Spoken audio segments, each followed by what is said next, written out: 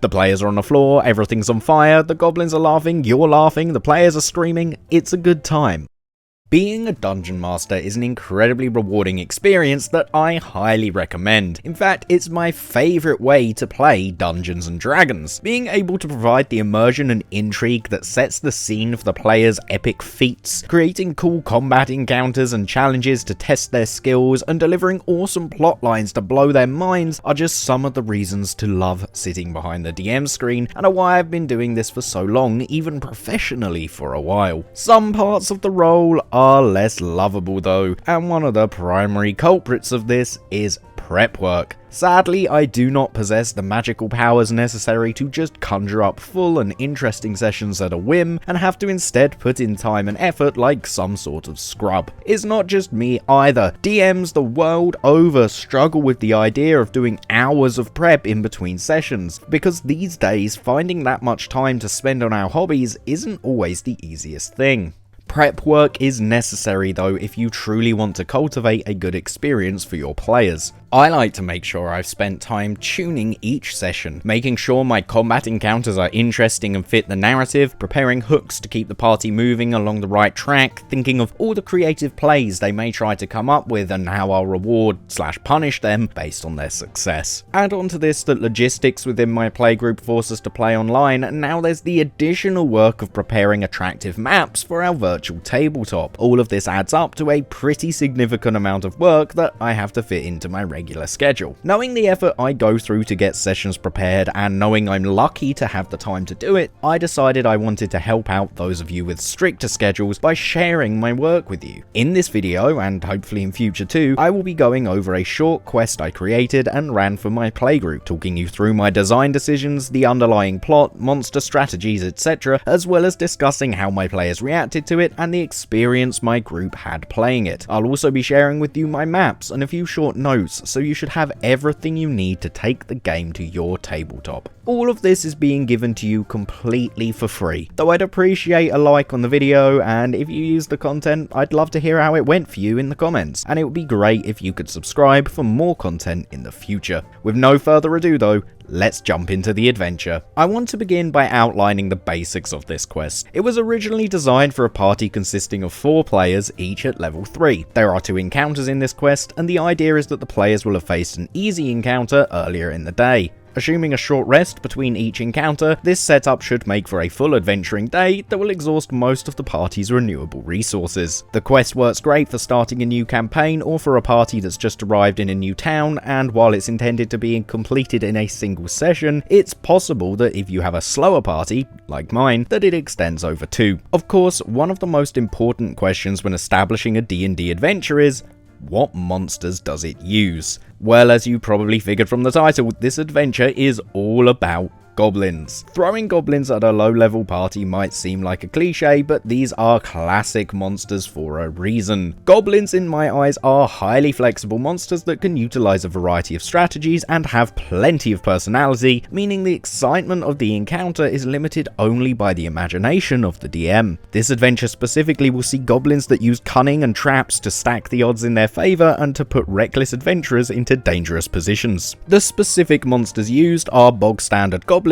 and the Goblin Boss. Goblins are part of the SRD, and I've included a link to their stat block in the notes. Goblin Bosses, however, are subject to copyright, but you can find their info on page 166 of the Monster Manual. If you don't have access to the Monster Manual, then I recommend powering up a regular goblin with some better equipment and stats, and maybe some additional features such as multi-attack. You'll also need some adventuring gear from the player's handbook, which fortunately is all available in the SRD and is linked in the notes for those of you who don't own the book. With that and the maps I'll be providing, we have everything we need to get started. What exactly is the adventure though? Well, the premise is a fairly simple one. A group of goblins has taken over a local brewery, using it as a base of operations due to its proximity to a good choke point on the road for robbing merchants. This particular band of goblins is led by a boss by the name of Guswick the Spider, so called because of his penchant for using traps to catch his prey. The goblins have also kept the brewery staff hostage in their new base as insurance should the local leadership decide to dispatch guards.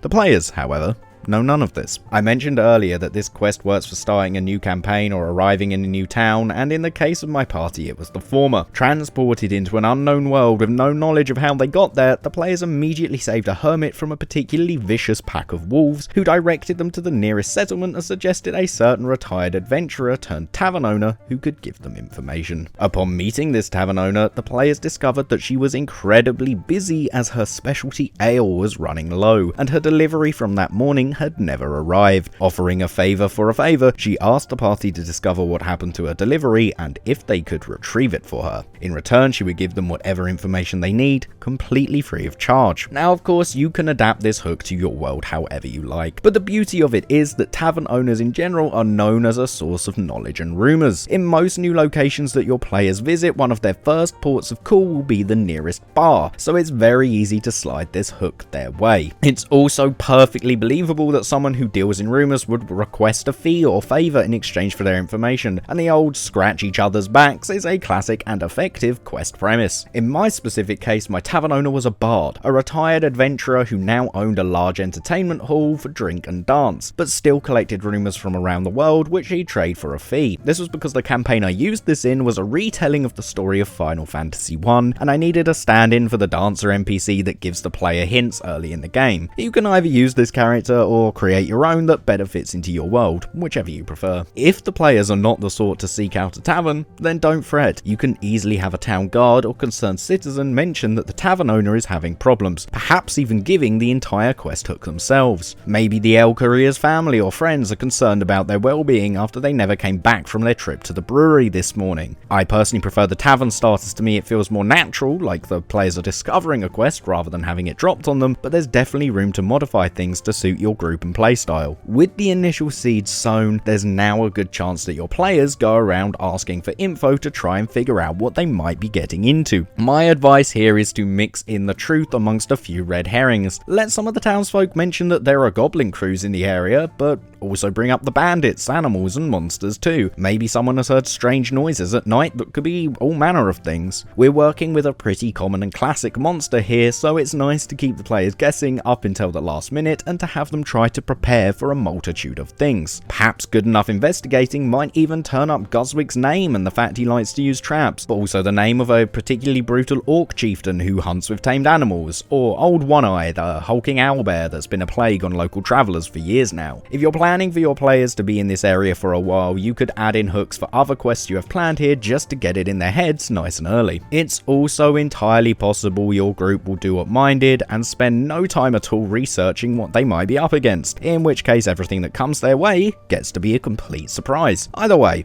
after a short rest to recover from their previous encounter, the players will head on out into the wilderness.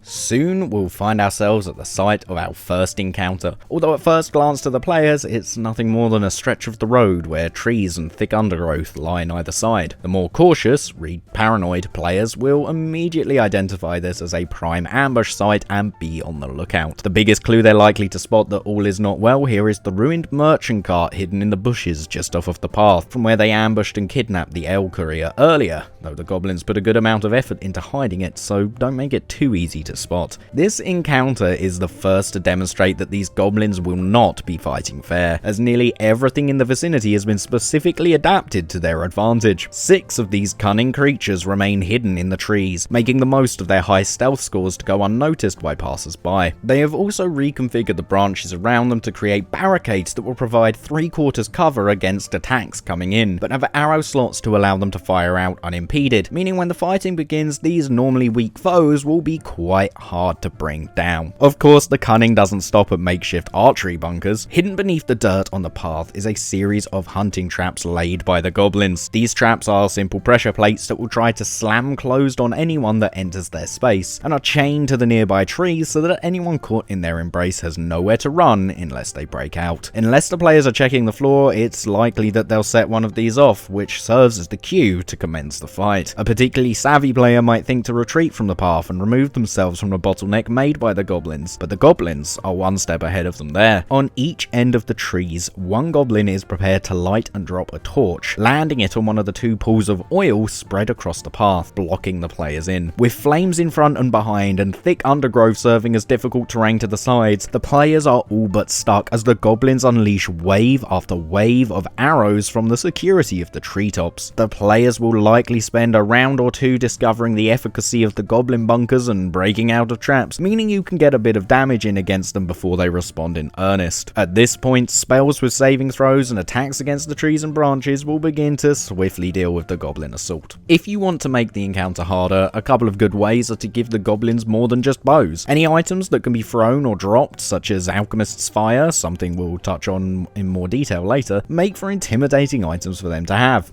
You could also consider enclosing the oil in a full circle, keeping the players trapped in a full ring of fire if you have concerns about them simply disappearing into the bushes. Of course, the whole ambush could be avoided if players are observant and cautious, because all the traps the goblins have set up double as ways for the players to identify the upcoming encounter. It's also crucial to remember that these goblins are not dumb. They know they won't win a fair fight, and they're not going to fight to their last breath when outnumbered. If the players identify and foil the ambush, or are simply winning the fight, the goblins will most likely prioritize escape, with the intention of making it to the brewery before the players to inform their boss of the incoming raid. Perhaps all six, seeing the players fully prepared for them, opt not to attack, but remain hidden, stalking behind the players as they continue on and ambushing from the rear once they enter the brewery. There are a lot of ways to work with this and have the enemies adapt to the players' actions, which is just one of the reasons why I love working with enemies like goblins. Chances are you'll have forced the players to burn through some hit points and spell slots, likely prompting another short rest after this encounter, which will hopefully use up most of the remaining hit die available, leaving the players nervous about what's still to come. The second encounter of this adventure is a longer one and potentially far more dangerous too. This unassuming brewery has been converted into a death trap stronghold by a paranoid and crafty goblin boss, and in theory the players have learned from their last encounter to be on the lookout for traps. The first of these are yet more hunting traps buried in the dirt out front. These aren't really here to get anyone, but as a reward for the players applying the caution taught to them and to remind them to be wary going forward. My players took the time to search the perimeter of the building, looking for windows or back doors to get the drop on their foes. Personally, I don't think an unguarded backdoor works here, as it kind of contradicts everything we've established about this particular group of goblins being overly cautious, but it would certainly be possible to include something like a cellar door on the east side of the building if you wanted to offer an easier solution. Maybe because you have a smaller or lower level party, or they're just more battered and bruised than anticipated. Assuming the players do not find an alternative entrance, the only option is through the front door, which, unsurprisingly,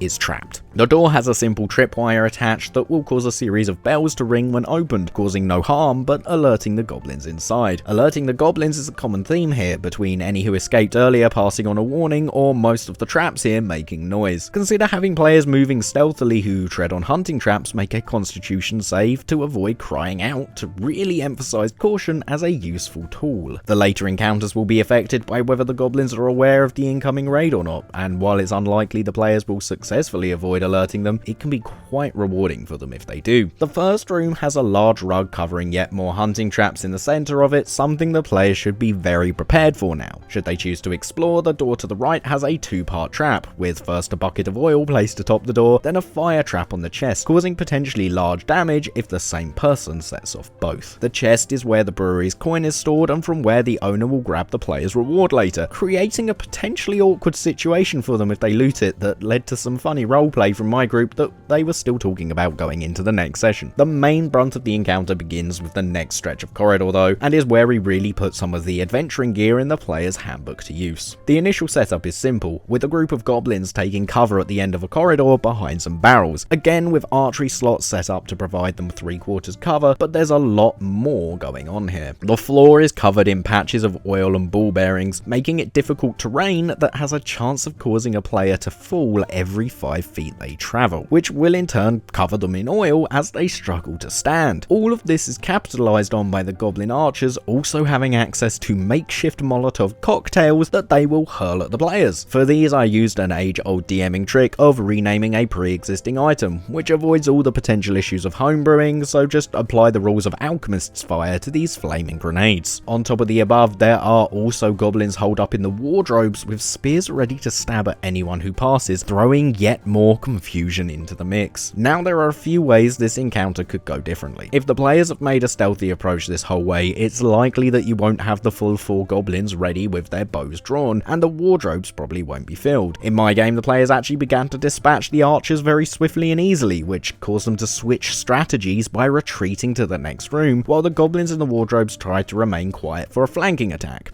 At least until a player fell over in the oil right in front of one, at which point they couldn't resist chucking a firebomb at them. If all goes well though, this encounter is hilarious, terrifying and chaotic all at the same time. The players are on the floor, everything's on fire, the goblins are laughing, you're laughing, the players are screaming, it's a good time. The final room is a more straightforward fight against a large number of goblins, all ducking in and out of cover to take down the players as they traverse the raised walkway above. The nimble escape feature belonging to goblins really comes into play here, so make sure you familiarize yourself with it and don't be afraid to be nasty. At the end of the day, these are still just goblins. Most will die in a single hit from the players, so you can afford to play them as more tactical individuals. While the fight is mostly straightforward, there's one last sneaky trick the goblins have, and it's perhaps the cruelest so far. A little way along the walkway, there's a false board, which will drop whoever fails the requisite saving throw 10 feet to the ground below into a small crate filled with water. Aside from the fall damage, 2 goblins wait beside this crate, one to place the lid, the other to place the lock. Suffocation is an interesting mechanic that I feel is woefully underused, and introducing it here is a good way to suddenly put extreme fear into a player. They'll likely be able to hold their breath plenty long enough to break the crate and escape, but suddenly losing a party member for a few turns can be devastating. Not only that, but it's something that adds some variety to combat and forces some different actions and strategies. It's by far my favourite trap of this whole quest, and for me, it's the peak moment of the entire encounter.